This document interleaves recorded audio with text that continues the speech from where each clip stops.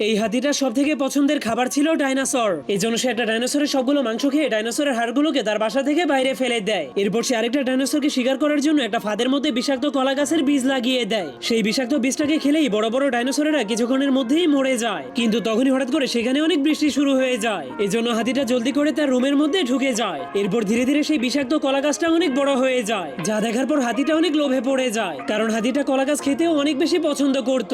কিন্তু সেই গাছটা বিষাক্ত হওয়ার কারণে হাতিটা সেই গাছটাকে খেত না, যার ফলে মরুভূমির প্রচন্ড রোদের কারণে সেই গাছটা মরে যাচ্ছিল।